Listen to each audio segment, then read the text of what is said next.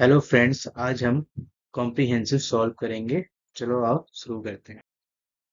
Raja Ram Mohan Roy is considered the pioneer of modern India. Francis for the remarkable reforms he brought about in the 18th century India. कह रहे राजा राम मोहन रॉय एक पहले ऐसे व्यक्ति थे जो 18वीं शताब्दी में भारत के अंदर बदलाव की बात किया उन्होंने कि भारत में बदलाव की जरूरत है। Among his efforts, the abolition of the sati pratha, a practice in which the widow was compelled to sacrifice herself on the funeral pyre of her husband, was prominated.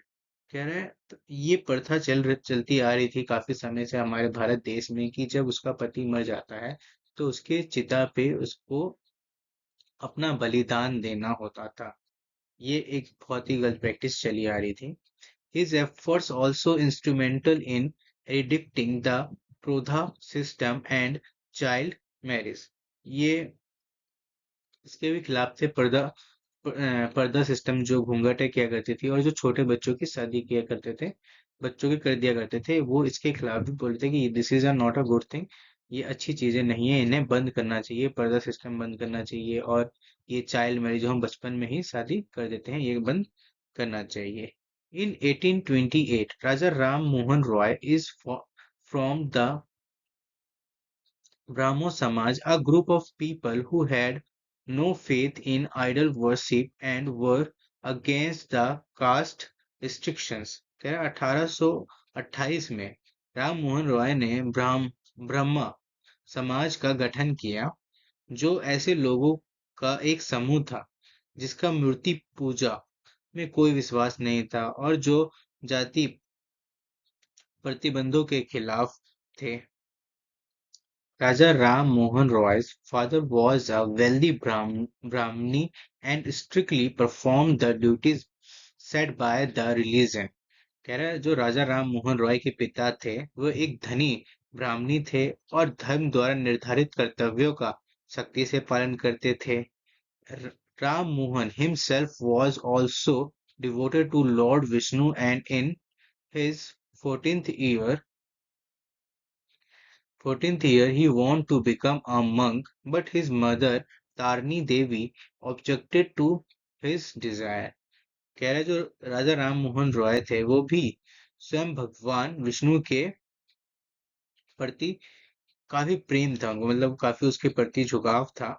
और वो 14 वर्ष में के समय में जब वो 14 वर्ष के ही थे तो वह साधु बनना चाहते थे, बट लेकिन उनकी जो माँ थी तारनी देवी, उनकी इच्छा नहीं थी कि वो साधु बने। Ram Mohan viewed education as a medium to implement the social reform.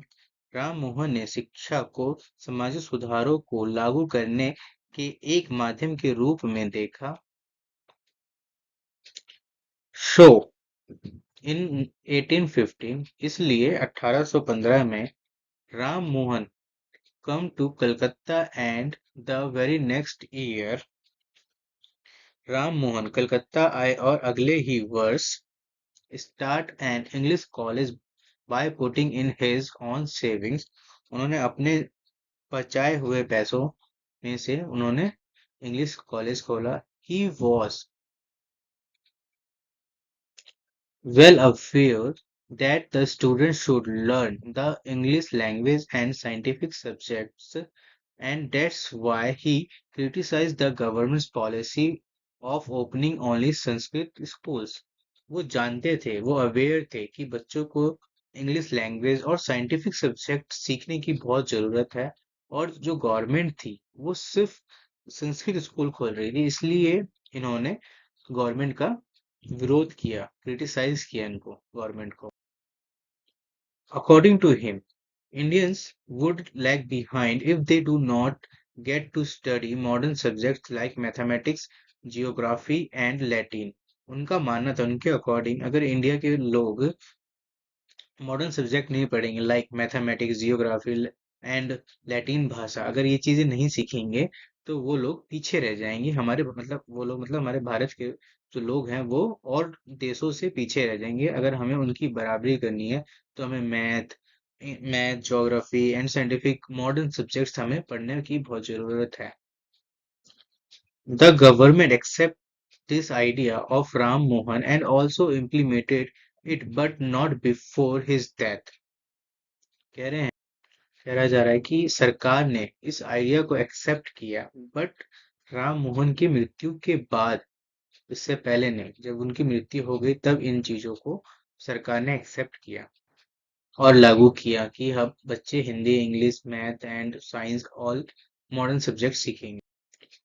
Ram Mohan was also the first to give importance to the development of mother tongue. जो राम मोहन थे वो पहले व्यक्ति थे जिन्होंने अपने मदर टंग, मातृभाषा को महत्व दिया, इम्पोर्टेंस दिया कि हमें अपनी मातृभाषा भी सीखनी बहुत जरूरी है। His Gaudiya Vyakaran in Bengal is the best of his prose works। है जो उनकी गूढ़िया व्याकरण है वो बंगाल में सबसे बेस्ट काम कर रही है। Rabindranath Tagore and Bankim Chandra also followed in the footsteps of Ram Mohan Roy. जो बंकिम चंद्र और रविंद्रनाथ टैगोर थे वो भी उनके ही, राम मोहन रॉय के ही नक्शे कदम पर चलते थे। Ram Mohan Roy was a staunch supporter of free speech and expression and fought for the rights of vernacular press। Mohan Roy स्वतंत्र भाषण और अभिव्यक्ति के कट्टर समर्थक थे। He also brought out a newspaper in Persian called Miratul Akhbar, the mirror of news, and a Bengali weekly called Sama समदा संवाद कमुदी, the moon of intelligence. जो राम मोहन रॉय थे उन्होंने दो अखबार भी निकाले, एक फारसी में और एक बंगाली में। In those days, items of news and articles had to be approved by the governments before being published। उन दिनों जब भी कोई आर्टिकल्स लिखते थे पेपर के लिए तो गवर्नमेंट से अप्रूवल लेना पड़ता था पब्लिश करने से पहले, निकालने से पहले। Ram Mohan protested against the control by arguing that newspapers should be free and that the truth should not be suppressed simply because the government did not like it। जो राम मोहन थे उन्होंने इसका विरोध भी किया कि सरकार विरोध करते वक्त इन्होंने तर्क दिया कि जो न्यूज़पेपर है ये एक स्वतंत्रता से लिखनी चाहिए, इसमें सच्चाई होनी चाहिए, ना कि अगर ये बात सरकार को अच्छी ना लगे तो इसे उनके पसंद नापसंद से कोई मतलब नहीं होना चाहिए। तो उन्होंने इस चीज के लिए प्रोटेस्ट भी किया है। Raja Ram Mohan Roy is known for his.